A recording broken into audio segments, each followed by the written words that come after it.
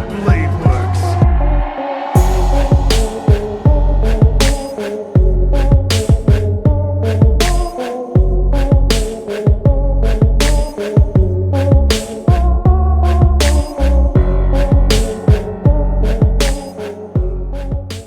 Hey, what is up guys, it's Silverfang and today I'm back with another video. So today I'm gonna be reacting to a guy that you guys have been requesting a lot, and that is Chiron, or aka Sagittarius. I'm really excited about this guy. This guy is definitely one of my favorite servants from Fate Apocrypha. If I have to rank them, I think I'll go Karna, Achilles, and then Chiron, probably, and after her, Mordred. Blad, I have mixed feelings about Blad, but he was pretty OP in the first part of the series. So, but yeah, those are my top three: Karna, Achilles, and then Chiron. So yeah, I'm excited for this guy. We pretty much got to see a lot of him in Fate Apocrypha. He was like one of the main focus of the series, but as you guys know, like there's always a lot of stuff that they don't mention, especially in Fate Apocrypha. So I'm really excited to see what Ani News has to say about this guy. We probably gonna learn a lot of interesting things, and about his abilities I'm probably gonna have a lot to talk about. So hopefully this video is lit. So before we get started with today's video, I got 3 points that I want to give you guys. Number one is, you guys have been asking me about the mobile game Fate Grand Order. How am I doing? What servants do I have, etc, etc. For those of you who want to know how I'm doing in the game, you should go follow me on my Instagram. And I've been posting a lot of content from the game: ascensions, servants, formations, all the stuff that I currently use. I have been posting like some of the items that I'm looking for, also what servants am I currently looking to ascend, all of that. So if you guys are curious about the game, again, follow me on my Instagram. And feel free to message me, guys, if you do follow me because of the game. If you want to talk about the game, etc., feel free to message me. What else? Number two is a little fun fact, which is, do you guys know that 89.2% of the people who watch my videos don't subscribe? That is insane. That is kind of depressing, guys. Come on come on, help boy out. So please subscribe to my channel. It'll really help me out a lot. If you guys feel reluctant to commit just because I don't have that many subs, don't worry about it. We will get there. We will get the 1,000 subs, the 10K, like the normal people that you subscribe to. I will get there eventually. But if you like what you see, please subscribe to the channel. It helps me out a lot, and it keeps me motivated, man. Like I love doing this. I say this in almost every video. Like, I love doing this. It's pretty much what I do to get away from everything else. Like, I like watching anime. I love Fate. I love making videos. So please, if you like what you see, please subscribe to the channel. It really helps me out a lot. And number three, which is talking about subscribers, when I hit that 300 sub mark, I'm gonna drop that Karna explained video that you guys been wanting to see. So please hit that subscribe button. As soon as I hit 300 subs, that video will be out. Also, like, we only have like 50 more to go. So please, come on guys, hit that subscribe button. The sooner we get to 300, the sooner you guys can get that video. So that's pretty much it, guys. That's all I have to say. So let's jump right into the video. I'm really curious about Chiron, so let's see what Ani has to say about him. All his videos are pretty detailed, so let's see what he has to say. Time to make our way back to Greek mythology with the Archer of Black. Let's be honest here though, he wasn't one of those characters that really stood out. which is probably why now that we're down to the last 3 servants, we're finally talking about him. As for whether he's more interesting than Avisbron or Spartacus, well, Really? we'll find He that stood out out soon to me. enough. But other than just being around to develop Achilles, he wasn't really as impactful as any of the other servants who made it as far as he did. They most likely just kept him around so that they had someone to take care of Achilles. Since, as I said before, if Chiron wasn't on the Black Faction's team, they'd have literally nobody who could damage him since no one else has any sort of divinity. We'll get more into his abilities and noble phantasms later. As usual, we first gotta talk about his legend. So let's take a closer look at Chiron, the wisest centaur from Greek mythology.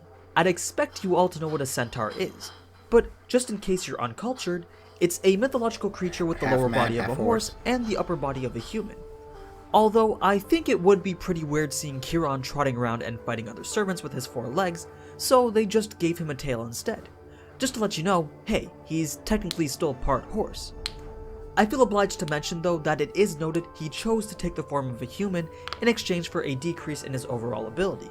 But we all know that seeing a centaur fight would just be absolutely ridiculous or completely badass. I have no idea.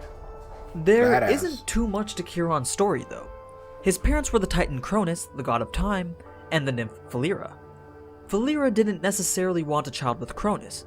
It was more of a I didn't know forced he thing. was the son of Cronus. Cronus took the form of a stallion, the horse, and chased Philyra down and impregnated her. Kinda weird, I know, but that's why Chiron is half horse and half human. Oh, that's crazy. Philyra hated the fact that she gave birth to a centaur so much that she begged the gods to transform her into something that couldn't give birth ever again. So they turned her into a tree. I guess we can add that to the ever-expanding list of ways to avoid raising your child. That's fucked up. Here we are with this half-human, half-horse baby with no parents. Chiron at this point is technically the son of a titan and a deity, which makes him a full divine spirit. So the sun god Apollo, who's actually also the god of music, truth, prophecy, healing, poetry, and some other random stuff, adopts Chiron and teaches him many things from the arts to the sciences. Artemis also came around every now and then to teach him how to hunt. Centaurs at the time were regarded as much more wild creatures because they typically spend their time drinking and going after women. But Chiron strived to be different. He secluded himself in a cave at Mount Pelion and slowly built his reputation as the wisest centaur, which eventually led him to becoming a teacher. As you already know, he was the teacher of the rider of red, Achilles. But you may not have known that he also trained Heracles before his 12 labors and taught Jason before he created the Argonauts to get the golden fleece. I don't know who that guy is. The man Chiron was most involved with though was Peleus, which if you remember correctly was Achilles' father. Chiron had once saved Peleus' life and even taught him how to capture the nymph Thetis, who would later become his wife and give birth to Achilles. So pretty much, if Chiron didn't help Peleus, Achilles wouldn't have even existed. You see, it's the small things like this that would have been nice to know in the show. Rather than only sharing the fact that he taught Achilles, they could have gone deeper and shared some more details behind their relationship. It definitely would have made their engagements more interesting. Anyway, Chiron being a divine spirit would mean that he's technically immortal and can't die, and it would also classify him outside of the bounds for summoning as a servant in the war, which could only mean one thing: his immortality didn't last forever. Chiron was with Heracles at the time that they had just finished beating his 4th labor. Heracles was eating dinner in the cave of Mount Pelion with Chiron and another centaur, Pholus. Heracles became thirsty and asked for some wine. However, the only wine that they had at the time was a sacred bottle produced by the god of wine herself, Dionysus, who entrusted it to the centaurs to be opened only at the right time. Pholus had no choice but to hand over the bottle, because, you know, it's Heracles. I mean, would you say no to this? So when Heracles opened it, the fragrance of the wine spread all throughout the land surrounding the cave. Waves of centaurs gathered outside and began to attack in hopes that they could claim the sacred wine. Heracles had no choice but to shoot out many poison-tipped arrows to drive the centaurs away. During this defensive battle, Chiron accidentally got hit by one of these poisoned arrows. Depending on the poison, Chiron could have easily healed it. But this poison was from the blood of the Hydra of Heracles' 2nd labor. To put into perspective how potent the poison of these arrows were, Pholus had come out of the cave after the fight was over to witness many of his centaur brethren to be struck down by a single arrow. Pholus, curious as to how this was possible, took one of the arrows to observe it. But he let it slip from his hands and it pierced his front hoof, killing him instantly. Chiron, being unable to heal the poison, had to endure the pain of it constantly eating away at his insides, though he would not die to it since he was immortal. Now enter Prometheus, a trickster titan who had just stolen fire from the gods and given it to humanity. Betraying the gods meant eternal punishment, similar to that of death. Chiron, unable to bear the pain of his existence anymore, volunteers to trade places with Prometheus. He would give up his immortality for Prometheus in exchange for death. Zeus accepted this and even felt pity on Chiron, so much so that he granted Chiron his eternal place in the sky as the constellation of Sagittarius. And that's Chiron's story. Accidentally shot by one of his own students. That's a feels bad man right there. Damn. Can't really say this story is much of a tragedy though. And in case you didn't understand how he can be summoned into the war now, giving up his immortality also meant giving up his divine spirit status, meaning that he was no longer outside the bounds of what could be summoned by the Grail. And meaning Let's that talk he could, abilities now. That he could I eventually already die. mentioned him taking the form of a human. He would naturally be summoned as a centaur, but that's like screaming your identity to everyone else. He also Pretty has the much. skill called Wisdom of Divine Gift, which is basically a representation of all the knowledge that the gods passed down to him. It makes him proficient in all skills, making him sort of like a jack-of-all-trades type servant. Although we only saw him with a bow and in that's close impressive. combat, he's also very skilled with the sword and lance and most likely any other weapon. Chiron being a teacher also allows him to grant skills to other servants. He's really skilled at healing too, being able to diagnose and treat injuries in an instant. It's Chiron's intellect though that puts him at such a high level. He is able to quickly judge and act on the slightest of openings. Chiron is also the master of the sport of pancration. If you've watched the That's second pretty season, dope. you'd see that word mentioned. It's sort of like wrestling and boxing combined, except there's really no rules. Other than the cheap stuff, anything was allowed. Just two people going at it in hand-to-hand combat to see who could overpower That's the pretty other. cool. This would result in a combination of many different fighting styles, in which Chiron was already a master of. The only reason why Chiron was unable to beat Achilles was because Achilles started using a fighting style that Chiron didn't know, one that was unique to a landscape of war. Then there's his single noble phantasm, Antares Snipe, Scorpion Shot. This is the embodiment of his constellation self. If you ever look at the night sky and are able to spot the Sagittarius constellation, if you look at where it's aiming and follow the path that the arrow would take, you'd see that it meets the Scorpius constellation, which includes the star Antares. The noble phantasm materializes the two constellations. Chiron shooting the scorpion comes to life. This isn't an arrow that needs to be fired though, nor is it an arrow that will miss. It's referred to as the comet shot, and all Chiron needs to do is choose a target and lift his fingers. Then the comet shot will launch from the sky and track its target until the target is hit. Oh, that's This noble dope. phantasm doesn't require its true name to be activated either, since the two constellations are always there. The archer is always aiming at the scorpion. You'd think that an auto-aiming comet shot from the stars would be pretty OP, but it's not necessarily powerful. It doesn't do a lot of damage, and is simply meant to hit a precise weak point, like Achilles' heel or Siegfried's back. Also, it can only be used once a night, but I guess that's a fair trade to landing a direct hit on an opponent's weak spot. For real. And that's the Archer of Black. I've said this before, and I'll say it again. Getting 14 servants together like this must have been like putting together pieces of a puzzle. Cause if you're gonna bring in crazy servants who are all immortal, then you're gonna need to bring in someone who's a direct counter to that. And I feel that Chiron was only brought in to have someone who was able to beat Achilles. Sure, their relationship played well into each other, but they definitely could have gone deeper into it. Oh well, hopefully Fate Extra will bring us something better. Anyway, only 2 servants are left, so be sure to get your vote in at the poll in the community section, because this will be the last Fate Apocrypha poll. Then you bet your ass we're moving on to Fate Extra. After a little break, of course. But as always, thanks for Fate watching, Extra. and if you enjoyed this type of anime content, then you already know what to do. So until next time, ciao! Okay, guys. That was...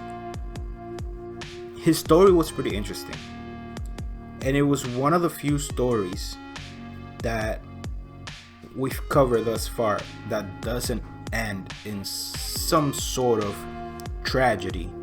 Meaning, he wasn't killed by his friends. He wasn't tortured to death. Like, this guy, he wasn't betrayed. Like, his life was pretty good. And he was poisoned, yeah, by one of Heracles' arrows. But, you know, like, at the end of the day, the choice to give up his immortality was his choice. So, it wasn't that bad. It wasn't that bad of a story, honestly. The part about his conception, that was funny. That was hilarious. Honestly, that was funny as hell. So like Kronos turned into a horse and then impregnated his mom. Oh, Can you imagine that? That's crazy. That's funny to me. What? First of all, if you want to chase down and have sex with another goddess, why would you turn into a horse? You feel me? Like, well, that was funny though. That was funny. His abilities though, they're pretty interesting. So basically, this guy is a master of all skills. That's incredible. That's dope. Meaning, all his skills are top tier. That's pretty amazing. Another thing is, so he's able to give other servants skills, which wouldn't come in to like really in handy in like regular Grail Wars. But if you're in a Grail War where you have like teammates, then it definitely will come in handy to have that skill to be able to, you know, give your team certain skills that they might need to win the Grail War. Now, you could probably use it in a regular Grail War, like if you're like in an alliance, momentary alliance. But then again, you will have to fight that person eventually, so it's not something that you can use it all that lightly. Like, you shouldn't use that skill lightly, because I don't know if he can take the skill back. So that's pretty like, that's pretty shaky. If you cannot take the skill back, then you pretty much just give your opponent a skill that he might be able to use against you. So the next thing is like his noble phantasm. That's pretty interesting. Why? Because it pretty much makes this guy it pretty much makes him like a perfect counter to all servants who have a specific weak spot. Mind you, he maybe could have beaten Achilles if he wasn't so concerned, like, because remember, he taught Achilles, so they did the duel thing and it was a fair fight and whatnot, and it was a one-on-one fight that they all wanted to carry fairly. And the only reason why he used the noble phantasm in that fight was because after he was defeated, after he knew that he was gonna disappear, like, he had to take Achilles' immortality away so his teammates could have a chance. So that's the only reason why he used the noble phantasm in that fight.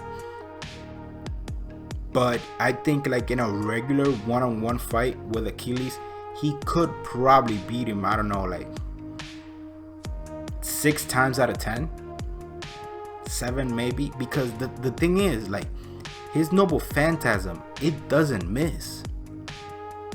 Like, it doesn't miss. So if your opponent has any sort of weak spot, like a weak spot where it renders him immobile or takes away powers or weakens him to a certain extent, then it's pretty much, this guy's a perfect counter. I think that once you hit six weeks back, he dies. I believe that's how his weakness works. So just one shot from this guy and he's done. So that's really awesome. Also, they did mention that he's a master of every other weapon, so he could probably be summoned as a lancer, a saber. He was summoned in Apocrypha as an archer. Any of the knight classes, maybe. I don't know how that will work exactly, because he's kind of a centaur, but he might even be able to be summoned as a rider. Maybe. I mean, he wouldn't be riding anything. He will most likely be the vehicle since he's a centaur, but it's a possibility. I don't know if it has happened already or not, but that's a possibility, definitely. So yeah, this guy was pretty interesting, man. I like that he doesn't have to call out the noble phantasm's name it can pretty much catch like any enemy off guard.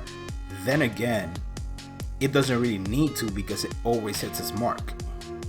So, and although it's not that much powerful, but you know, again, like it always hits its mark. So it's only, for example, it's not just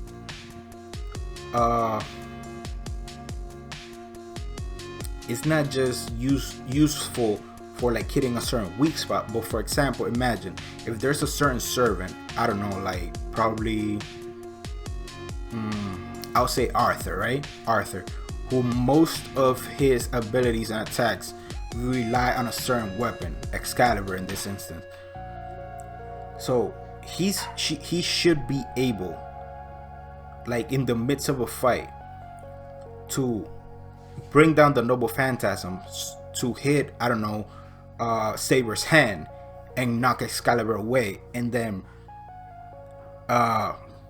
use that opportunity to defeat her. Is a possibility. So like an arrow that will always hit his mark without him having to do much, just point at the sky, then it's pretty powerful. Like in the midst of a fight, a split second can win you a fight. So that's a pretty nice Noble Phantasm to have, especially if you're the fighting type, you know? Like a split second can win pretty much any servant, any fight.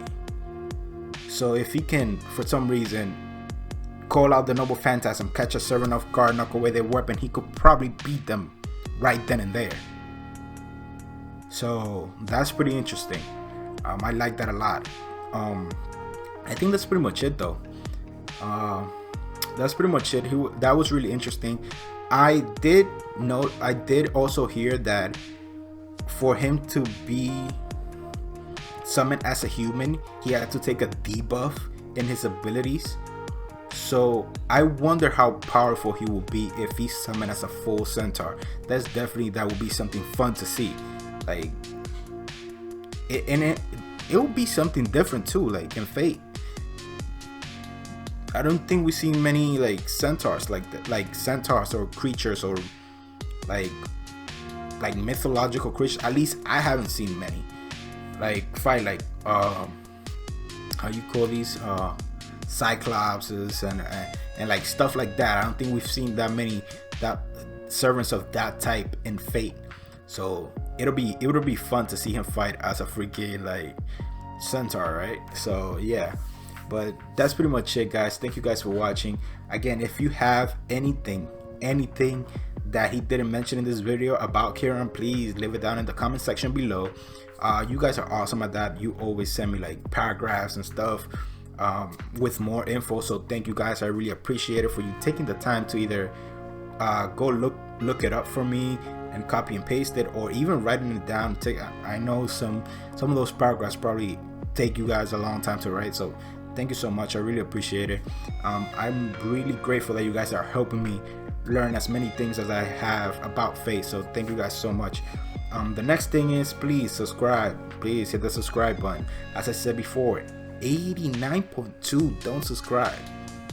Depressing, guys. Come on, hit that subscribe button. And that Carna video is coming. As soon as I hit 300 subs, that video is gonna be out. So that's pretty much it, guys. Thank you guys for watching. I really appreciate it. And as I always say, have a nice day and catch you guys in the next one.